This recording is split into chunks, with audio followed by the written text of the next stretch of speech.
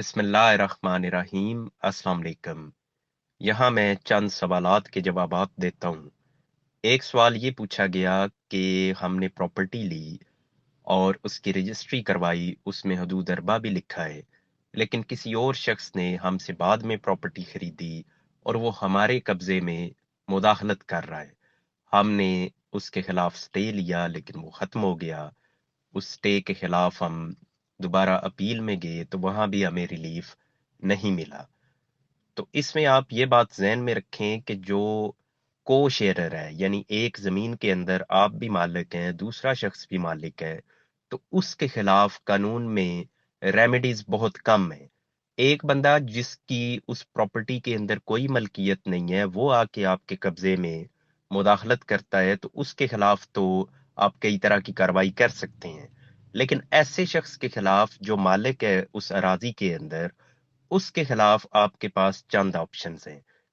सबसे main option जो आपको सजेस्ट की जाती है वो होती है तकसीम की, कि आप अपनी प्रॉपर्टी की पार्टीशन करवाएं, खाते ही अलग हो जाएं, मुश्तरका खाता का वजूद ही बाकी ना रहे, तो फिर किसी की दूसरे की जमीन में मुदाखलत वो वैसे ही खत्म हो जाएगी। तो आपको भी यही कहा जाएगा कि आप पार्टीशन करवाएं। जब आप पार्टीशन का सूट फाइल करते हैं या उसकी एप्लीकेशन देते हैं, तो उसमें आप फिर स्टे भी ले सकते हैं कि वक्ती तौर पे क्योंकि मेरा यहाँ कब्जा है, तो जब तक पार्टीशन ना हो जाए तो मेरे कब्जे में दूसरा कोई शख्स मुदाखलत ना करे। और कानून भी यही है कि जब आप एक जगह पे बैठे हुए हैं तो आपको जबरदस्ती वहां से कोई भी रिमूव नहीं कर सकता, चाहे वो शरीक खाता हो, तो वो भी आपको वहां से रिमूव नहीं कर सकता। अगर उसने आपको रिमूव करना है तो उसे भी पार्टीशन करानी पड़ेगी। तो एक तो ये रेमेडी है आपके पास। सेकेंडली ये है, मतलब ये रेमेडी से मुराद ये कि आप अगर इसके तहत गए हैं पार्टीशन के तहत, तो फिर आपको कब्जा, आप उसको कब्जा करने से भी रोक सकते हैं। दूसरा ये है, उसे कहते हैं सेक्शन 9 स्पेसिफिक रिलीफ एक्ट की। उसमें आप ये करते हैं कि आपका कब्जा था, आपको जबरदस्ती किसी दूसरे ने बेदखल कर दिया। वो भी हम फर्ज करते हैं शरीक खाता ही है, उसने आपको बेदखल कर दिया, तो आप उसके खिलाफ कार्रवाई करेंगे कि जनाब मेरा यहाँ कब्जा था, ये जबरदस्ती मेरे कब्जे में घुस आया है। ये कार्रवाई आपने 6 माह के अंदर अंदर करनी है। यानी आपकी जमीन में उसने आज कब्जा किया है तो आप अगले 6 माह के अंदर अंदर उसके खिलाफ सिविल कोर्ट में जा सकते हैं। फिर एक थर्ड ऑप्शन है जिसको क्विक रिलीफ समझा जाता है, वो है इलीगल डिस्पोजेशन एक्ट। वो भी यही कहता है कि कोई भी बंदा किसी दूसरे को जबरदस्ती डिस्पोजेस नहीं कर सकता। एक बंदा एक प्रॉपर्टी पे काबज है और कोई दूसरा, चाहे वो शरीक खाता ही हो, पहले तो इसको शरीक खाता के खिलाफ नहीं यूज किया जाता था इस कानून को, लेकिन अब इसको यही करार दिया गया है कि ये किसी के खिलाफ भी आप इस कानून के तहत कार्रवाई कर सकते हैं, और ये क्रिमिनल नोयत की कार्रवाई है जिसमें कब्जा करने वाले को बाकायदा सजा मिलती है। और जो पहले दोनों बताए हैं उसमें सजा का नहीं है, लेकिन इस कानून के तहत आपको कब्जा भी मिलेगा और उस कब्जा करने वाले को सजा भी दी जाती है। तो जब आप वो पहली दो के तहत जाते हैं तो उसमें आपको स्टे भी मिल जाता है कि जब तक ट्रायल चले आपके कब्जे में मुदाखलत नहीं की जाएगी। मिल भी सकता है, मिल नहीं भी सकता, स्टे का तो एक अपना मामला है कि किन सूरतों में वो मिलता है किन में नहीं मिलता। लेकिन आप वो दो तरह की कार्रवाइयां कर सकते हैं सिविल नेचर की, और उसमें आप फिर साथ में स्टे भी ले सकते हैं। दूसरा एक सवाल है भाई का, वो ये कहते हैं कि हमारी कुछ प्रॉपर्टी है 15-20 कनाल, तो वो कहते हैं कैसे पता चलेगा कि हम किस खसरे के अंदर, क्योंकि ये मुश्तरका प्रॉपर्टी है, खेवट है, कई खसरे हैं इसके अंदर, तो कैसे पता चलेगा किस खसरे में हमारी मलकियत कितनी है और किसका कब्जा किधर है। तो जनाब इसका होता यह है कि जब आप मुफस्सल फर्द लेते हैं तो उस मुफस्सल फर्द में आपकी पूरी खेवट के तमाम खसराजात भी आ जाते हैं, तमाम मालकान भी आ जाते हैं, और उसी के अंदर ये सारी डिटेल मौजूद होती है।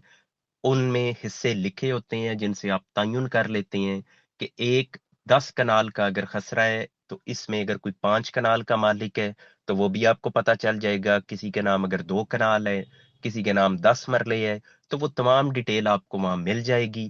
फिर इसमें किसका किधर कब्जा है वो भी आपको वहीं से पता चल जाएगा, क्योंकि खाना काश्त के अंदर क्योंकि पोजेशन लिखी होती है कि कौन इस वक्त किस रकबे को काश्त कर रहा है, اور وہ ضروری بھی نہیں ہے کہ وہاں صرف مالکان ہی ہوں. بعض اوقات آپ نے پراپرٹی رینٹ پہ دی ہوتی ہے، کوئی اور شخص اس کو کاشت کر رہا ہوتا ہے، تو پھر آپ کو اس کا نام وہاں ملے گا کہ یہ اس وقت اس شخص کی پوزیشن میں ہے، اور وہ آپ کا مزارہ وغیرہ جسے ہم بولتے ہیں، تو وہ آپ کا ٹیننٹ ہوگا، اس کا نام ادھر لکھا ہوگا. اور اگر آپ خود کاشت کر رہے ہیں تو پھر آپ کا نام ہوگا.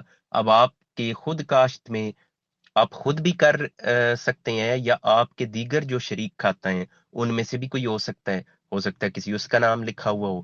تو قبضہ کس کا ہے اس کا تعین آپ یہاں سے کریں گے. کس کی کتنی ملکیت ہے اس کا وہ حصہ داری لکھی ہوتی ہے کہ اس کا حصہ کتنا ہے، وہ پھر آپ کیلکولیٹ کر سکتے ہیں. وہاں یہ نہیں کہ ہر ایک کا الگ سے ہر خسرے کا لکھا ہوا ہو، بلکہ وہاں حصے لکھے ہوتے ہیں، پھر ٹوٹل رقبہ آپ کو پتا ہوتا ہے کہ آپ کا یہاں کتنا ہے. یعنی یہ سارا وہ پڑھنا آنا چاہیے. اگر کوئی اس کو پڑھ نہیں سکتا تو وہ الگ بات، ادروائز آپ کو ساری ڈیٹیل اسی مفصل فرد کے اندر آپ کو مل جاتی ہے.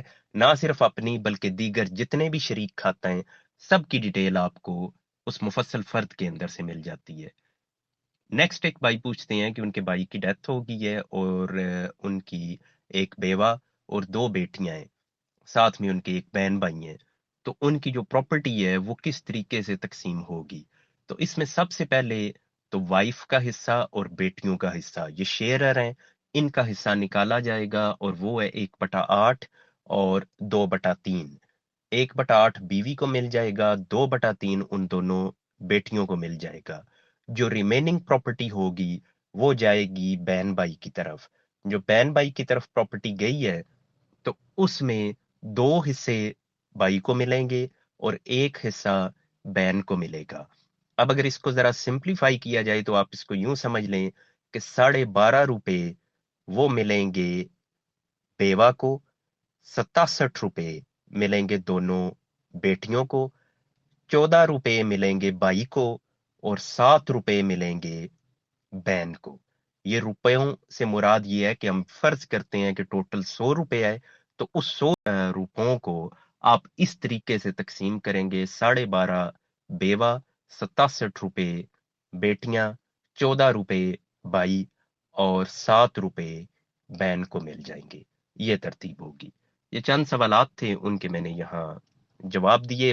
ویسے تو یہ واٹس ایپ پہ ہی جواب دے دیے جاتے ہیں، لیکن کبھی کبھی یہاں بھی کچھ شیئر کر دیتا ہوں کہ چلیں اور لوگوں کو بھی اس کی معلومات ہو سکے.